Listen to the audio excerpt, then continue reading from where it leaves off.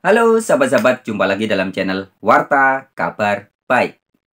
Teman-teman, pada video kali ini langsung aja kita akan memberikan reaksi atau menanggapi ajaran yang disampaikan oleh Ibu Sofiatul dan Mbak Mikana yang menyatakan bahwa Yesus Kristus adalah Yahweh itu sendiri.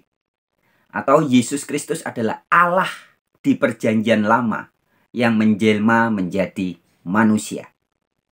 Untuk menopang ajaran bahwa Yesus adalah Yahweh yang menjadi manusia, Ibu Sofiatul memakai ayat Yesaya pasal 40 ayat 3.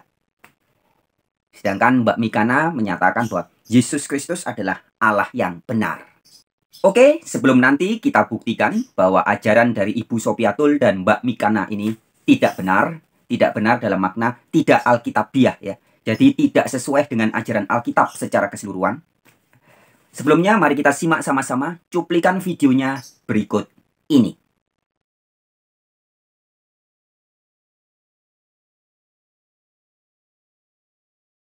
Ya, lanjut Ibu Sofi. Haleluya. Jadi, gue sampai lupa loh. Jangan dikituin, gue lupa, jangan di stop. Jadi aku lagi ngomong lagi. Jadi Allah itu menyatakan dirinya dialami itu bermacam-macam. Saya bacakan kamu Yesaya 40 ayat 3. Bahwa Yesus adalah Yahweh itu sendiri. Yesaya 40 ayat 3. Kamu ingat nggak Nats? Yesaya 40 ayat 3 apa katanya?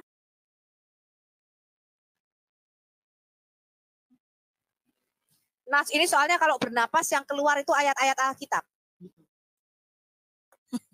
Yesaya 40 ayat 3 berkata begini ya, Pak Bang Putra. Ada suara yang berseru-seru, persiapkanlah di padang gurun jalan untuk Yahweh. Luruskanlah di padang belantara jalan raya bagi Allah kita. Nah, kemudian di dalam kitab Injil, di dalam kitab Yohanes, Yahya Pembaptis atau Yohanes Pembaptis, itu memberikan kesaksian begini, Pak. Aku bukan Mesias. Ketika ditanya orang Yahudi, kamu siapa? Yohanes 1 ayat 23. Kalau begitu engkau Elia? Bukan. Apakah engkau nabi yang dijanjikan itu? Bukan. Yohanes Pembaptis mengatakan begini, akulah suara orang yang berseru-seru di padang gurun. Luruskanlah jalan bagi Yahweh seperti yang dikatakan oleh Nabi Yesaya. Jadi Nabi Yahya Pembaptis ini kelahirannya itu mendahului 6 bulan. Dia lebih tua 6 bulan dibandingkan dengan Yesus Kristus. Di dalam Quranmu juga begitu bukan? Bahwa Yahya Pembaptis ini lahir lebih dulu untuk membenarkan kalimat Robnya. Kata Quranmu. Kalimat Robnya itu Nabi Isa. Jadi Yahya Pembaptis itu mendahului kelahiran Isa untuk mempersiapkan jalan bagi kelahiran Isa. Siapa Isa? Alkitab menjawab, dialah Yahweh, yaitu Tuhan itu sendiri. Bahkan di dalam tafsir Quran surah 3 ayat 19, sebentar ya. Yahya Pembaptis itu sujud kepada Isa Al-Masih ketika Isa masih di dalam kandungan ibunya. Bukan surah 3 ayat 19, bentar. Aduh, surah berapa ya? Surah Maryam, Surah Maryam ya, surah 19 ayat Yahya Pembaptis sujud kepada Isa. Sebentar. Bukan, kayaknya bukan.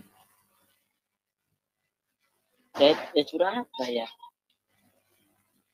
Udah lupa sih.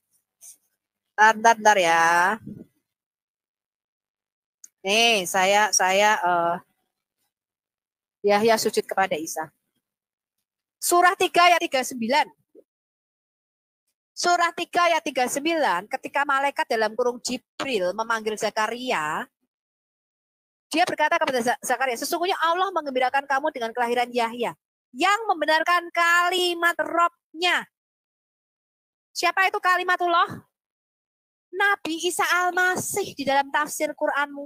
Saya bacakan kamu tafsir Ibn Katsir dan tafsir Ibn Abbas dan tafsir Al-Jalalain. Semuanya sama.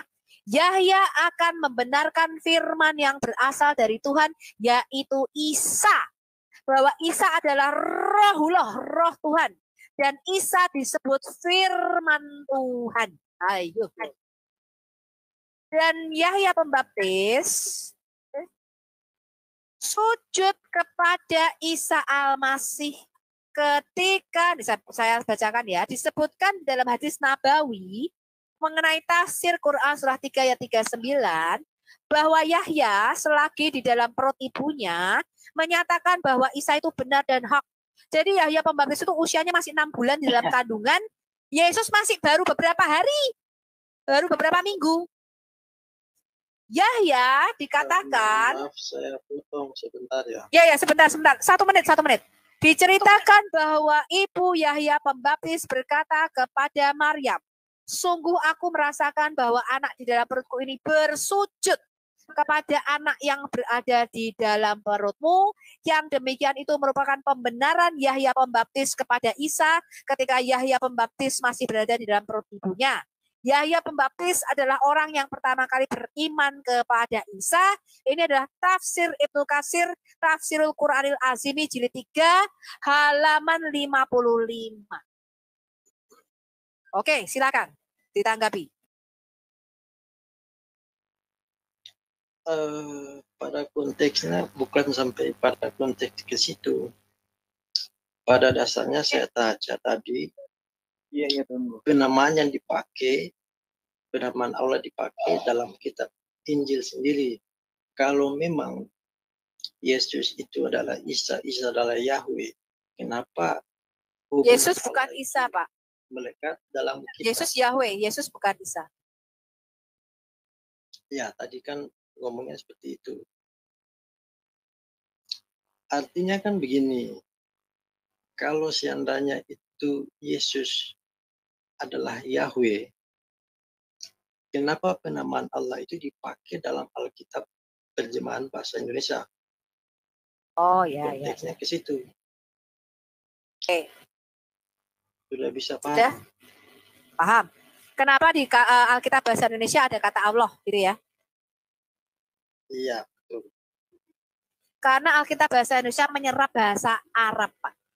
Bahasa aslinya itu adalah Elohim atau El, bahasa Alkitab Ibrani kita, atau bahasa perjanjian barunya Theos. Kemudian karena kita ini orang Melayu, orang Indonesia, bahasa Indonesia itu menyerap dari kosakata bahasa Arab. Sebenarnya bukan Allah ya. Al-ilah, sebenarnya bukan Allah. Tapi ilah. Jadi orang-orang Semitik atau bangsa Timur dekat purba, termasuk orang Yahudi, itu ketika menyebut sesembahannya itu mereka menggunakan kata El atau Elohim. Orang Arab menyebutnya ilah. Jadi orang Kristen Arab sebelum Islam itu menyebut sesembahannya ilah dan menyebut sesembahannya yang tertinggi namanya Al-Ilah, bukan Allah. Itu jelas? Dan Alkitab yang saya pakai juga nggak ada kata Allah, yang ada Elohim dan Yahweh. Karena saya pakai Alkitab yang terjemahan. Iya. Jadi intinya begini Bang Putra, memang ada kata Allah di dalam Alkitab LAI, tetapi maknanya berbeda. Bahwa Allah di dalam Alkitab kami itu bukan nama pribadi Tuhan yang kami sembah. Betul ya Mikana ya?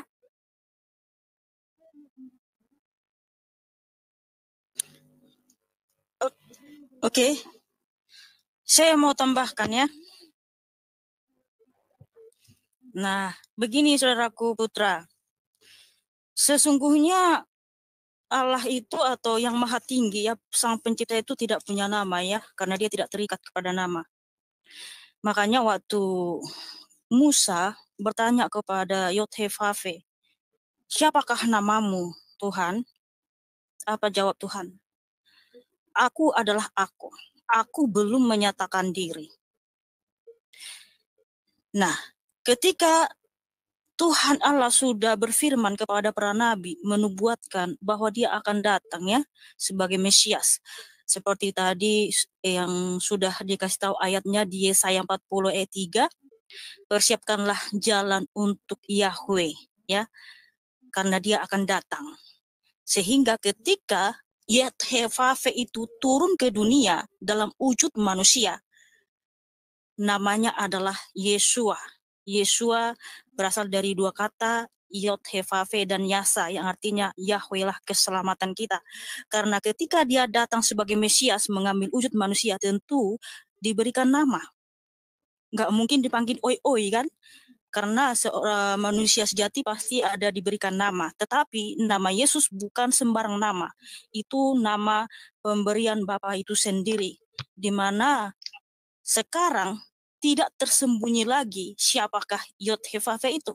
Sehingga tadi sudah dibacakan si Nats ya, bahwa di Yohanes 17 ayat 6, aku telah menyatakan namamu kepada semua orang yang engkau berikan kepadaku dari dunia. Ya, jadi Yesus Kristus adalah Yod He Vav He itu sendiri yang telah turun dari surga. Makanya Tuhan Yesus menyatakan kepada orang Israel, jikalau kamu tidak percaya bahwa akulah aku, atau akulah Yod He Vav He, kamu akan mati dalam dosamu. Ya, sehingga sampai saat ini kita berdoa atau memuji, meninggikan, memasyurkan Allah yang Maha Tinggi itu dalam nama Yeshua HaMashiach. Karena memang Tuhan Yesus juga sudah memerintahkan, kamu akan berdoa di dalam namaku. Ya, jadi kalau kita menyembah Yeshua HaMashiach, kita menyembah Allah yang Maha Tinggi. Sebab itulah namanya. Sudah dinyatakan kepada semua orang. Dia sudah menyatakan diri kepada semua bangsa, ya. Melalui bangsa Israel, kita mengenal Allah yang benar, yaitu Yesus Kristus. Seperti itu, saudaraku. Oke, my friends, anywhere, everywhere. Langsung kita tanggapi ya, kita reaksi ajaran yang keliru yang disampaikan oleh Ibu Sopiatul dan juga oleh Mbak Mikana. Ibu Sopiatul menyatakan bahwa Yesus adalah Yahweh itu sendiri. Dengan cara menafsirkan Yesaya 40 ayat 3. Nah, sahabat-sahabatku, di dalam Yesaya 40 ayat 3, ini memang berbicara nubuat tentang Yohanes Pembaptis. Ada suara yang berseru-seru. Memang itu menunjuk kepada Yohanes Pembaptis. Betul. Dan itu di dalam kitab Perjanjian Baru tertulis di Injil Yohanes 1 ayat 23, Matius 3 ayat 3, dan Injil Lukas 3 ayat 4. Jadi memang yang berseru-seru, ya, yang dimaksud di Yesaya 40 ayat 3 adalah menunjuk kepada Yohanes Pembaptis. Titik. Tapi di sini tidak berbicara tentang Yahweh menjelma menjadi Yesus. Tidak. Nah, kemudian pertanyaannya. Loh, yang datang kan Yesus. Apakah itu bukan berarti Yesus adalah Yahweh itu sendiri? Nah, sahabat-sahabatku, apakah yang datang adalah Yahweh sendiri? Benarkah ketika Yahweh datang itu berarti Yahweh datang sendiri? Hati-hati teman-teman. Di Perjanjian Lama kita bisa tahu ketika dikatakan Yahweh menuntun bangsa Israel, tidak berarti Yahweh datang sendiri. Yahweh mengutus Nabi Musa. Ketika Yahweh menampakkan tiang awan dan tiang api, apakah berarti tiang awan dan tiang api adalah penjelmaan dari Yahweh itu sendiri? Bukan. Dalam Perjanjian Lama kita bisa mengetahui ketika Yahweh atau Yod He Vav He, Hashem, Allah yang ada di Perjanjian Lama itu berkarya, dia selalu melalui perantaraan dan utusan-utusan. Meskipun dikatakan Yahweh sendiri yang memimpin Israel, tapi bukan dia datang menjelma jadi Nabi Musa, bukan. Tapi melalui Nabi Musa, Yahweh berkarya. Selalu ada perantaraan seperti itu. Nah, begitupun ketika dikatakan Yahweh datang. Itu jangan diartikan bahwa Yahweh datang sendiri, menjelma jadi manusia. Bukan. Nah, lalu bagaimana? Apakah yang datang adalah Yahweh sendiri? Jawabannya ada di kitab Mika pasal 5 ayat 1-3. Dan juga di kitab Maleakhi 3 ayat 1. Juga di dalam Injil Yohanes 3 ayat 16-17. Nah, pertama kita akan lihat di dalam Mika pasal 5 ayat 1-3. Ya, Mika 5 ayat 1-3 ini sangat jelas teman-teman. Perhatikan, simak baik-baik ya. Ini bicara tentang Yesus yang lahir di Bethlehem Efrata. Siapa dia? Di ayat 3 sangat jelas. Baca baik-baik ya. Ini ayatnya saya tampilkan. Tetapi engkau, hai Bethlehem Efrata, hai yang terkecil di antara kaum-kaum Yehuda. Ya, ini ngomong Bethlehem Efrata jelas menunjuk kepada Yesus ya. Selanjutnya, daripadamu akan bangkit bagiku seorang yang akan memerintah Israel, yang permulaannya. Nah, jadi orang ini punya permulaan, ada awalan. Sudah sejak purbakala. Ya. Orang yang akan lahir di Bethlehem Efrata ini menunjuk kepada Yesus yang permulaannya sudah sejak purbakala. Sejak dahulu kala. Ayat 2 langsung kita ke ayat 3 ya. Nanti teman-teman ayat 2-nya baca sendiri. Di ayat 3 dikatakan, maka ia ini Yesus ya, akan bertindak dan akan menggembalakan mereka dalam kekuatan Yod-E-Vav-He. Anak itu datang dengan apa? Bertindak dan akan menggembalakan mereka dalam kekuatan Yod-He-Vav-He. Kekuatan Yahweh. Dalam kemegahan nama Yahweh. Allahnya. Jelas? Jadi Yahweh itu Allahnya Yesus. Mana ayatnya? Mika 5 ayat 1-3. Ini sangat jelas. Yesus yang datang itu atas nama Yahweh. Siapa Yahweh? Allahnya Yesus. Ayat berikutnya. Ya, jadi kalau kita menafsirkan Alkitab itu harus dengan metode atau cara yang paling bagus itulah skriptura, interpres skriptura. Ya, jadi ayat menjelaskan ayat atau ayat dijelaskan oleh ayat. Nah, ini contohnya seperti yang saya lakukan sekarang, teman-teman, ya. Jadi tidak ditafsirkan, direka-reka sendiri, dihayal-hayal sendiri, tidak. Tapi harus berdasarkan ada tertulis. Ayat yang satu dijelaskan ayat yang lain. Ayat yang ini menjelaskan ayat yang itu. Itu namanya skriptura, interpres skriptura. Ayat-ayat Alkitab diinterpretasikan atau menginterpretasikan ayat Alkitab yang lain. Oke, sekarang kita lihat. Maleakhi 3 ayat 1. Lihat, aku menyuruh utusanku supaya ia mempersiapkan jalan di hadapanku. Dengan mendadak, Tuan yang kamu cari itu akan masuk ke baitnya. Malaikat perjanjian yang kamu kehendaki itu, sesungguhnya ia datang. Firman Yahweh atau Yod-He-Vav-He semesta alam. Jelas sekali sahabat-sahabatku. Dari Maleakhi 3 ayat 1 ini, seluruh dunia bisa tahu bahwa yang datang itu ternyata utusan perjanjian. Utusan itu bahasa Indonesia. Bahasa Ibraninya malak atau malaikat. Ya. Malak itu artinya utusan. Ya. Jadi yang datang itu utusan perjanjian. Di sini ditulisnya malaikat perjanjian. Nah, yang disebut sebagai malaikat perjanjian inilah Yesus. Yang tadi di kitab Mika 5 ayat 1-3 kita tahu. Dia lahir di Bethlehem Efrata.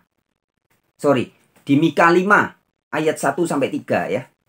Tadi dikatakan lahir di Bethlehem Efrata, anak itu datang atas nama Yahweh. Siapa Yahweh? Allahnya. Ya. Jadi yang datang adalah malaikat perjanjian. Yesus adalah malaikat perjanjian yang dimaksud di dalam Maleakhi 3 ayat 1. Very clear teman-teman. Jadi bukan ketika Yahweh datang mau menyelamatkan manusia, dia datang dirinya sendiri. Bukan. Selalu melalui utusan dan perantaraan. Nah, nanti kalau teman-teman bandingkan di ayat yang lain, di dalam surat Timotius, kemudian juga di dalam kitab Ibrani 1, ya dikatakan yang datang itu perantara. Bukan Yahweh sendiri, tapi yang datang adalah perantara. Ibrani 1 mengatakan demikian. Ya. Kemudian ayat berikutnya juga teman-teman bisa lihat di Yohanes.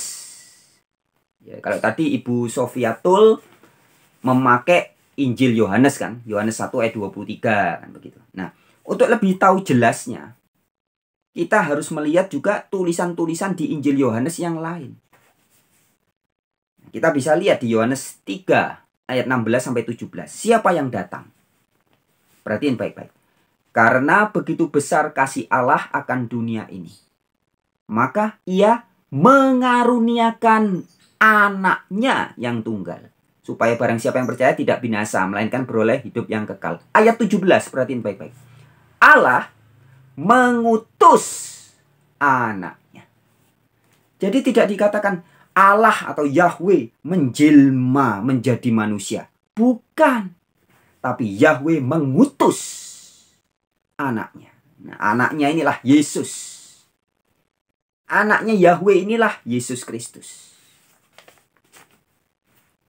Yang di kitab Maleaki disebut sebagai malaikat perjanjian. Dalam Mika 5 ayat 1-3 dikatakan, anak itu datang atas nama Yahweh, Allahnya. Oh iya sahabat-sahabat, sebelum lanjut ya, saya mau kembali mengingatkan teman-teman semua. Siapapun orang yang memakai ayat Injil Yohanes, mau Yohanes 1 ayat 1, Yohanes 1 ayat 23, Yohanes 10 ayat 30, Yohanes 14 ayat 9, Yohanes 10 ayat 30, Yohanes 20 ayat 28 dan sebagainya. Ingat baik-baik teman, tidak boleh keluar dan melenceng dari maksud tujuan Injil Yohanes ditulis. Ya, kita bisa simak di dalam Yohanes 20 ayat 31. Maksudnya Injil ini dicatat. Jadi keseluruhan Injil Yohanes yang ditulis oleh Rasul Yohanes, ya, itu maksudnya ya ini, teman-teman bisa baca. Semua yang dicatat di sini adalah supaya kamu percaya bahwa Yesus adalah Mesias dan anak Allah. Mesias itu artinya Kristus, Al-Masih, yaitu orang yang diurapi oleh Allah atau utusan Allah yang mendapat tugas menjadi penyelamat. Jadi jelas dia bukan Allah itu sendiri, tapi Al-Masih atau Mesias atau Kristus adalah orang yang diurapi oleh Allah. Jadi ini tujuan penulisan Injil Yohanes. Seluruh ayat-ayat di Yohanes itu tujuannya ini. Jadi jangan kemudian dicomot ayat ini, tulisannya Yohanes ini, tulisannya Yohanes ini untuk mengajarkan ajaran yang berbeda dengan maksud dari penulisnya sendiri. Jangan ya. Jadi dengan segala hormat harus saya katakan bahwa upaya dari Ibu Sofiatul menafsirkan bahwa Yesus adalah Yahweh itu sendiri dengan mengacu kepada Yohanes 1 ayat 23 ataupun mengacu kepada ayat-ayat yang lain, itu tidak boleh bertentangan dengan Yohanes 20 ayat 31, Bu. Jangan. Penafsiran itu tidak boleh menabrak dari pernyataan yang tertulis. Nah, Yesus itu dinyatakan juga di dalam Matius 21 ayat 9. Matius 21 ayat 9 mengatakan, dia, siapa dia di sini? Yesus. Dia yang datang dalam nama Yahweh. Nah, Yesus datang dalam nama Yahweh. Mana ayatnya? Matius 21 ayat 9. Ini cocok, klop dengan Mika 5 ayat 1-3. Ya. Jadi anak yang lahir di Bethlehem Efrata itu datang atas nama Yahweh. Siapa Yahweh? Allahnya anak itu. Mika 5 ayat 1-3. Matius 21 ayat 9. Yesus datang dalam nama Yahweh. Nah, dia yang datang dalam nama Yahweh itu jelas bukan Yahweh itu sendiri. Itu adalah utusannya Yahweh. Dialah yang disebut sebagai utusan perjanjian atau bahasa Ibraninya malaikat perjanjian. Sahabat-sahabat, jadi penafsiran dari Ibu Sopiatul ini berbeda dengan maksud dari penulis Injil Yohanes. Juga berbeda dengan Yohanes Pembaptis. Ya, perhatiin baik-baik. Apakah ketika Yohanes Pembaptis mengatakan, "Akulah suara orang yang berseru-seru"? Apakah saat itu Yohanes Pembaptis sedang berpikir bahwa dia sedang menganggap bahwa Yesus adalah Yahweh yang menjelma menjadi manusia? Tidak. Yohanes Pembaptis tahu bahwa yang akan datang itu adalah Mesias. Nah, teman-teman bisa lihat salah satunya di Injil Matius pasal 11 ayat 2 sampai ayat 3. Ini kisah ketika Yohanes Pembaptis di penjara. Baca ya, ayatnya begini. Di dalam penjara, Yohanes mendengar tentang pekerjaan Kristus. Lalu menyuruh murid-muridnya bertanya kepadanya, "Engkaukah yang akan datang itu, atau haruskah kami menantikan orang lain?" Nah, jadi ketika Yohanes Pembaptis di penjara, dalam keadaan galau, ya, dia mulai ragu. Dan dia nyuruh murid-muridnya, "Hei murid-muridku, tanyalah kepada Yesus. Apakah betul dia ini orang yang sudah datang, Mesias yang dijanjikan? Atau haruskah kami menanti yang lain?" Jadi dalam benak Yohanes Pembaptis tahu yang akan datang itu Mesias, atau orang yang diurapi oleh Allah. Maka ketika di ayat yang lain Yesus berkata, "Akulah dia," atau ego eimi. Itu maksudnya bukan akulah Yahweh, bukan. Tapi akulah Mesias. Ingat di Yohanes 20 ayat 31 ditegaskan Injil Yohanes ditulis supaya pembacanya percaya bahwa Yesus adalah Mesias. Jadi yang berusaha diyakinkan oleh Yohanes penulis Injil, ya, bukan Yohanes Pembaptis, ya. Yang diyakinkan oleh Yohanes penulis Injil kepada pembaca Injilnya adalah supaya kita percaya Yesus itu Mesias. Bukan Yesus adalah Yahweh itu sendiri. Bukan. Ya. Nah, tentang Yohanes Pembaptis juga begitu. Yohanes Pembaptis, jadi baik Yohanes penulis Injil maupun Yohanes Pembaptis, dua orang ini tidak pernah berpikir bahwa Yesus adalah Yahweh itu sendiri. Nggak pernah. Ya. Jadi penafsiran Ibu Sopiatul melampaui dari apa yang pernah disampaikan oleh Yohanes penulis Injil maupun oleh Yohanes Pembaptis. Oke, itu tadi tanggapan untuk ajaran yang tidak alkitabiah yang disampaikan oleh Ibu Sofiatul. Nah, sekarang sebagai tambahan kita juga akan menanggapi apa yang disampaikan oleh Mbak Mikana. Nah, Mbak Mikana mengutip Injil Yohanes 17 ayat 6 yang dikatakan bahwa Aku telah menyatakan namamu kepada semua orang yang engkau berikan kepadaku dari dunia. Memang Yohanes 17 ayat 6 ini adalah pernyataan Yesus bahwa Yesus menyatakan nama Yahweh. Tapi apakah ketika ada seorang utusan menyatakan nama Yahweh, maka utusan itu adalah Yahweh itu sendiri? Tidak, sahabat-sahabatku. Di dalam kitab Perjanjian Lama, banyak sekali nabi yang memakai nama Yahweh juga. Ya. Di Perjanjian Lama ada dua orang yang namanya juga mengandung makna yang sama dengan nama Yesus, yaitu Yehosua. Ada Yosua, penerus Musa, Yosua bin Nun, dan ada juga Yosua bin Yosadak. Kedua orang itu juga mengandung nama Yahweh. Bukan berarti mereka berdua adalah Yahweh yang menjelma jadi manusia. Demikian juga ada juga nama Nabi Yesaya. Yesayahu, ya, yang artinya adalah Yahweh keselamatan. Jadi nama Yesaya juga mengandung nama Yahweh. Ada juga Yeremia. Kemudian ada juga Obadiah, Sakaryah. Itu semua nama-nama mengandung nama Yahweh. Mereka semua adalah nabi yang juga memberitakan nama Yahweh. Tapi mereka bukan Yahweh yang menjelma jadi manusia. Bahkan di Perjanjian Lama ada satu nabi yang namanya Yahweh adalah Allah. Siapakah dia? Dialah Elyah. Dalam Alkitab kita ditulisnya Elia. Elia itu sebenarnya Elyah. Yahweh adalah El, atau Yahweh adalah Elohim. Yahweh adalah Allah. Bukan berarti Nabi Elia meskipun namanya adalah Yahweh adalah Allah. Bukan berarti Nabi Elia adalah Allah Yahweh yang menjelma jadi manusia. Bukan. Nah, demikian juga dengan Yesus. Meskipun namanya mengandung makna Yahweh menyelamatkan, tetapi Yesus bukanlah pribadi Yahweh yang sedang menjelma menjadi manusia. Bukan.